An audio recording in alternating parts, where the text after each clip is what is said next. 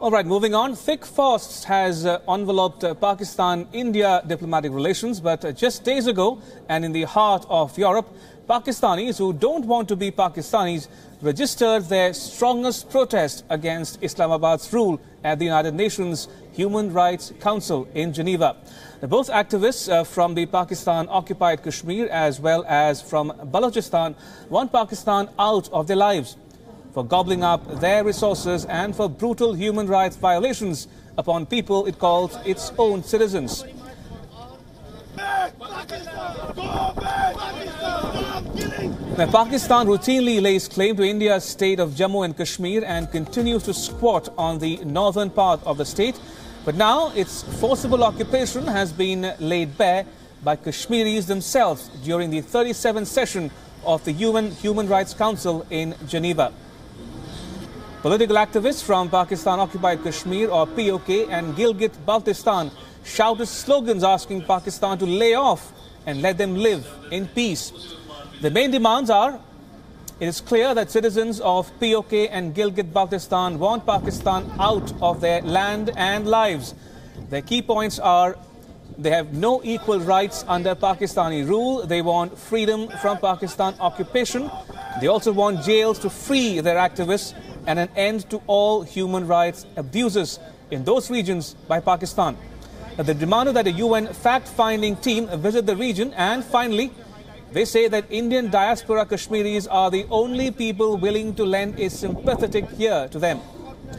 Now, a day later, activists from Balochistan swelled the numbers of those fed up of Pakistan's illegal occupation of their land. They raised their own issues, many of which coincide with the woes of the Kashmiris under the squatter government of Pakistan. At their demonstrations, Baloch activists led by the Baloch Republican Party in exile disclosed the bitter truth that Pakistan is robbing Balochistan of its precious natural resources, leaving the Balochi themselves to struggle to survive in quote-unquote Stone Age conditions. They also stress that torture and custodial killings of Balochis by Islamabad authorities are common, that Baloch women suffer the most because of constant bereavements in their families caused by Pakistan. They also say some shocking figures that 300,000 Balochis have disappeared and that even Baloch children are not spared Islamabad's tyranny. All these shocking details have been often repeated in the highest global forums around the world, but the world has preferred to turn a blind eye as long as countries like the United States view Pakistan as a strategic partner in their own regional wars. But with Pakistan's reputation as the mothership of Islamic terrorism having firmly established itself around the world, it's only a matter of time before the charm circle protecting Pakistan melts away, leaving the terror state to fend for itself.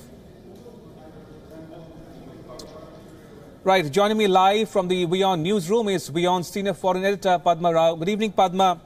What do you make of this spate of protests by the Baloch people and others in POK against the rule of Pakistan and its government there? As you know, Ramesh, these protests have been going on for a very long time, except that, India has been pointing to these protests, and very few in the international community have actually listened. There's a reason for that, because Pakistan has always been considered, at least by countries like the United States and its allies, as a major strategic partner in the region. So the international community, and I certainly include the UNHCR, has conveniently turned a blind eye to certain home truths. However, the profile of Pakistan has steadily been rapidly been deteriorating over the last decade or so, I would say, certainly since 9/11 and certainly since 26/11. And I think the world is now beginning to realize what Pakistan is really all about. It is a state that sponsors terrorism. It is a state that keeps sections of its people or areas that it claims as its own, people who live there, under repression. There are disappearances, as you just read out, in Balochistan. And it's not just the Balochis and the Kashmiris in Pakistan-occupied Kashmir who have been protesting.